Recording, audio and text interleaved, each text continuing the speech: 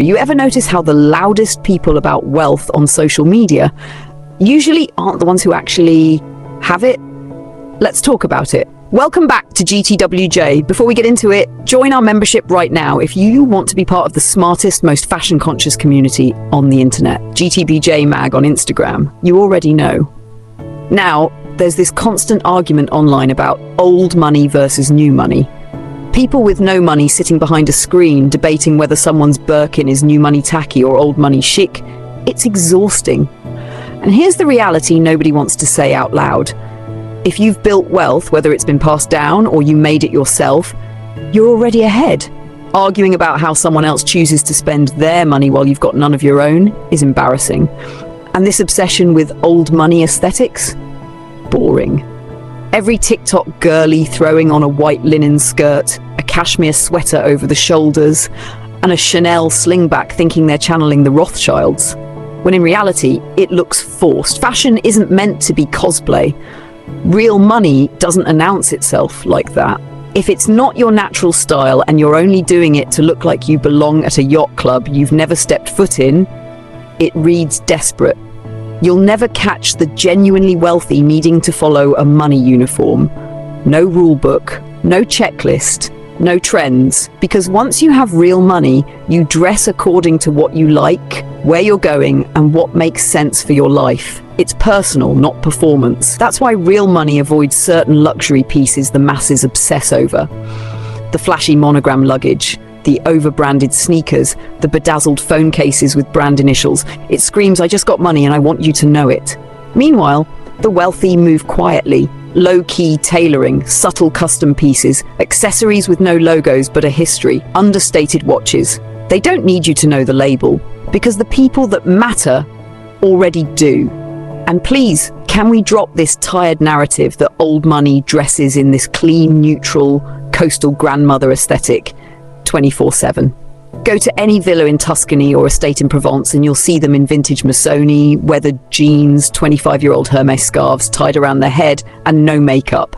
Style isn't about category, it's about confidence. So if you're still measuring wealth by how many logos someone's wearing, you've already missed the point. GTWJmag on Instagram. Join the membership. Let's rethink fashion together. And here's what they won't tell you. The true markers of wealth aren't for public display. It's in the details most people overlook because they don't know what they're looking for. It's the perfectly tailored trouser where the fabric comes from a heritage mill no influencer's ever tagged. It's in a 30-year-old watch passed down from a grandfather no longer made, worn without a single post about it. It's in the skin, the posture, the way someone walks into a room without needing to announce themselves. Meanwhile, TikTok is still stuck arguing for whether the Dior book tote is new money or old money, when in reality, people with money don't care. That bag is not making it into private members clubs, into certain galleries, or onto certain terraces in the south of France this summer. It's not because it's bad, it's because it's too obvious. And obvious is the one thing real luxury can't be. And let's be clear, money is money, new or old. The people who built it themselves, respect. The people who inherited it, also respect, because either way, it's more than most critics will ever touch. This weird superiority complex TikTok has about new versus old money is just broke cosplay. The loudest people debating it are the ones with neither. And while they're busy dressing in stiff cream trousers and headbands trying to look like the Kennedy family Christmas card, the people with actual wealth are wearing what makes sense for their world. That might be Margiela sneakers with perfectly aged denim, or a custom linen suit in capri colors, or an Hermes garden party bag with old ballet flats. It's not about brands, it's about choices. Real wealth is context aware. So if you want to move like real money, stop asking what's in or what screams status. Ask yourself what feels right. What works for your body, your life, your circles, and what you'd wear if nobody on the internet was watching. GTWJmag on Instagram. Join the membership if you haven't already. This is where the smartest fashion conversations happen. And we'll keep saying it. There's no rule book to wealth. No aesthetic code. No checklist. If there was, it wouldn't be real. And that's exactly why the whole old money aesthetic trend feels so forced. Let's be honest. When you see 10 people in one city block all wearing cream trousers, a navy cashmere sweater over their shoulders, tortoiseshell sunglasses, and loafers with no socks, it doesn't look like wealth. It looks like a school uniform for people trying to cosplay as something they think equals power. Because here's the truth, real wealth isn't performative. It's not a trending aesthetic, it doesn't scream, it doesn't follow TikTok mood boards labelled South of France summer or rich aunts in Amalfi. The people who actually live that life don't have time to perform it online for strangers who won't be invited to the table anyway.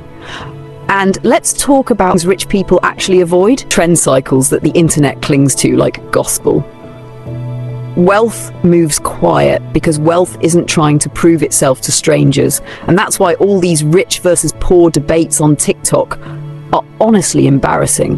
The people arguing about who's new money or old money are doing it while, if you've got it, you're not online arguing about it. You're at dinner, you're at a vineyard, you're at a boardroom table. So stop dressing like you're trying to audition for a role you don't actually want. Wear what makes sense for your world, your life, your mood. That's real style.